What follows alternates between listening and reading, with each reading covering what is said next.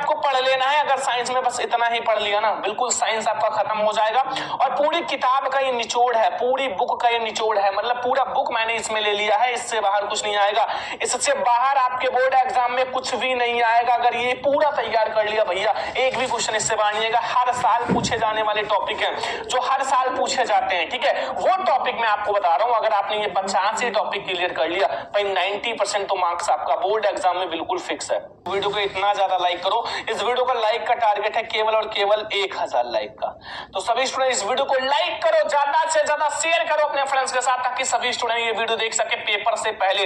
तो 50 टॉपिक जो आपके बोर्ड एग्जाम के लिए बहुत ज्यादा स्पेशल है। कितने? केवल और केवल 50 टॉपिक, केवल और केवल 50 टॉपिक, ठीक है। तो हम लोग एक एक टॉपिक से शुरुआत करेंगे। सबसे पहले हम लोग देखा जाए तो पहले ही चैप्टर यानी कि हमारा केमिस्ट्री स्टार्ट होगा। क्या स्टार्ट होगा?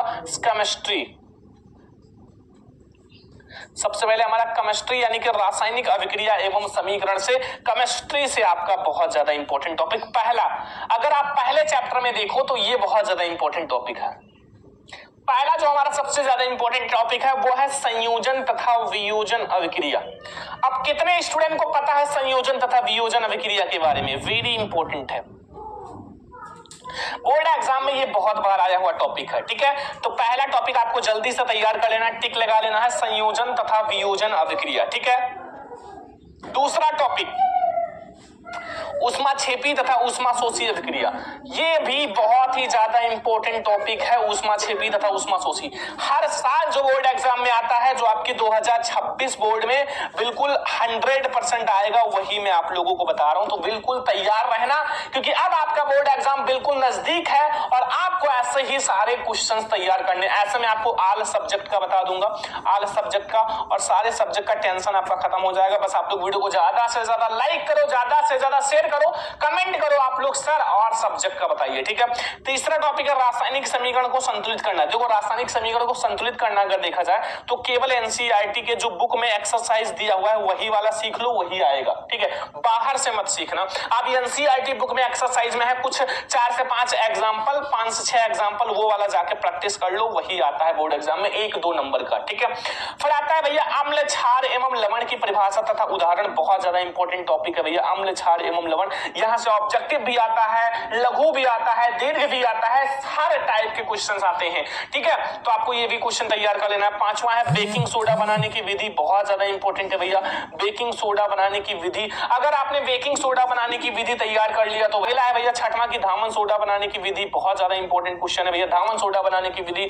तो आपको हर क्वेश्चन तैयार कर लेना, हर क्वेश्चन इसमें बहुत ज्यादा इंपॉर्टेंट है, हर टॉपिक। उदासीनीकरण अभिक्रिया आप लोग देखे होंगे, जब अम्ल और क्षार आपस में अभिक्रिया करता है तो उदासीनीकरण यानी कि अम्ल और क्षार अभिक्रिया करता है तो लवण और जल दो बनता है, लवण प्लस जल, वही हमारा उदासीनीकरण अभिक्रिया होता है। बहुत इंपॉर्टेंट टॉपिक है, ठीक है। 7 टॉपिक तक समझ में आ गया। 8वां टॉपिक अब हम लोग देखते हैं। देखो एक एक टॉपिक को बिल्कुल समझ कर ही जाना है। पेपर देने से पहले आप ये वीडियो देख लो और सारा टॉपिक समझ कर चले जाओ, पेपर खुद कहेगा कि यार वही टॉपिक आया जो सर ने बताया था। अगला प्लास्टर ऑफ पेरिस बनाने की विधि। प्लास्टर ऑफ पेरिस बनाने की विधि बहुत ज्यादा स्पेशल क्वेश्चन।